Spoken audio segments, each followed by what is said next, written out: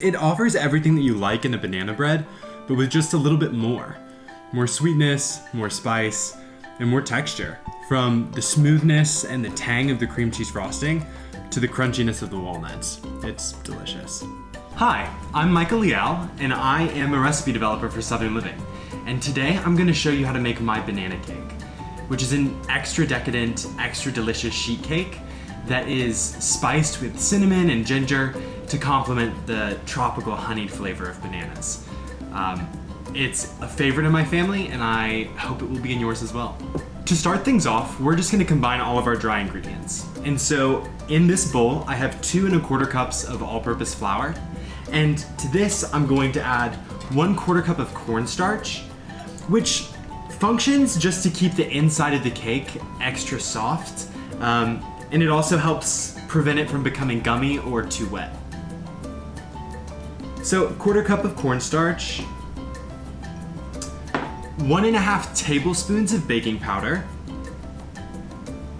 1 1/2 teaspoons of baking soda, 1 full teaspoon of kosher salt, and then the secret spice blend, 1 teaspoon of ground cinnamon, and 3/4 of a teaspoon of ground ginger. And I'm just gonna give this a good whisk to incorporate all the ingredients before we move on to our wet ingredients. I'm gonna set it aside while I combine my bananas. So I have 5 bananas here, and I'm going to peel and mash them until they're pretty liquid. You know, the thing that I love about banana cake is that unlike banana bread, it doesn't it doesn't pretend to be something it's not. This is not a breakfast item, it's dessert. And so because of that, we know full well that we can spread a really thick, delicious layer of cream cheese frosting on it, and that's perfectly okay. All right, and you wanna use the ripest bananas that you can find. As a banana ages, the starches in the banana are converted into these really complex and aromatic sugars that smell and taste like banana. And you want that really ripe banana flavor to come through in the baked good. So use the oldest bananas you can find. Okay, my bananas are really liquid right now. And to this, I'm going to add 4 whole eggs and 2 teaspoons of vanilla extract. And I'm going to whisk it just until it's combined. All right, I've set my banana mixture aside. And now I'm going to cream together my butter and my sugars. So this is 1 1/2 sticks of butter, or 12 tablespoons of butter. I've let it sit out so that it's room temperature. You can also soften it in the microwave if that's easier for you. And to this, I'm gonna add 1 full cup of light brown sugar, and then 3/4 of a cup of granulated sugar. Okay, and I'm going to start combining these on low, and then increase the speed to medium-high and beat it until it's light and fluffy, which will be about 3 minutes. After 3 minutes, you'll notice that the butter-sugar mixture is clinging to the sides of the bowl, and it has these kind of thick but still lightly airy peaks of butter and sugar strewn kind of throughout the bottom of the bowl, so that it looks like this. Rather than a really pillowy butter-sugar mixture with eggs, this one's gonna look a bit thicker, and that is okay. And then to this, I'm gonna add all of my banana mixture. I'm now gonna combine this on low until the bananas are incorporated into the butter and sugar. It's going to look like it's a split mixture with pockets of butter and sugar and some liquidy pockets, and that's okay. The recipe still works, I promise. I'm gonna combine it on low until it's well combined. Now that these liquid ingredients are combined, we're going to add our dry ingredients, the spices, the flour, and the leaveners, and the cornstarch. And then I, as a general rule, like to mix this by hand using a spatula. That way I make sure I don't overmix the batter, and I like just getting my hands in it, you know? the ripe, rich smell of bananas coming through, and then as the cinnamon and the ginger are combining with everything else, I'm getting wafts of those spices as well. And so to this, I'm going to add our last ingredient, which is 1 cup of chopped walnuts. You can use pecans if you have those on hand, or if you prefer pecans to walnuts. Here I have a lightly greased 13 by 9 inch baking pan. And I've lined the bottom with a rectangle of parchment paper. That just ensures that when we take the cake out, it comes out without tearing on the bottom. And I'm going to transfer my batter into this baking pan and pop it in my 325-degree oven for about 50 minutes. Just use the toothpick test in the center of the cake.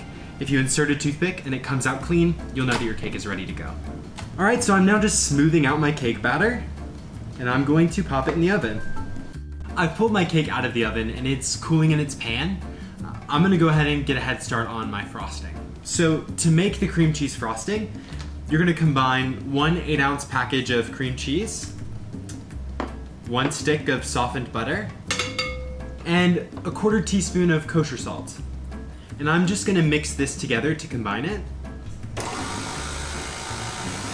Okay, to this cream cheese and butter mixture, I'm going to add 1/2 teaspoon of vanilla extract, and then 3 full cups of powdered sugar. The thing I love about this frosting is that because this isn't a layer cake, it's a sheet cake, you can get away with using a really hefty layer of frosting. And so in this recipe, I call for the frosting to be first combined on low until the powdered sugar is incorporated, just so that the powdered sugar doesn't go everywhere.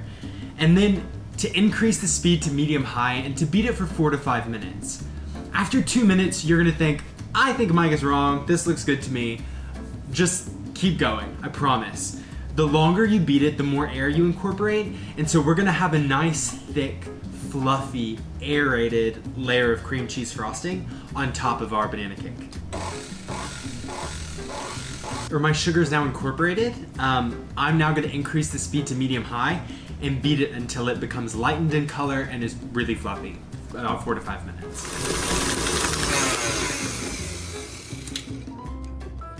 After those 5 minutes, the frosting becomes so velvety and so fluffy.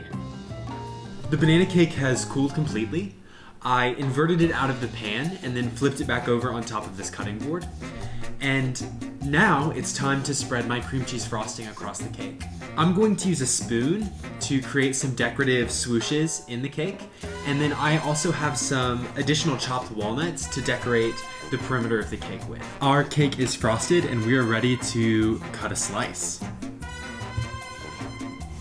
I love sheet cakes because 1, they're really easy to slice, and 2, they're really easy to assemble. And this one has, without a doubt, become one of my absolute favorites. So, I am thrilled that I get to take a bite with you.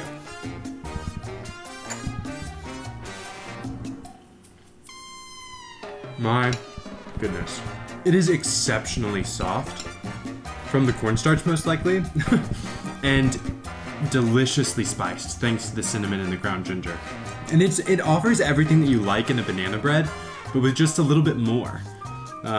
More sweetness, more spice, and more texture. From the smoothness and the tang of the cream cheese frosting to the crunchiness of the walnuts. It's delicious. If you've enjoyed what you've seen today, then subscribe to the Southern Living YouTube channel to find more recipes that you might love. Thanks.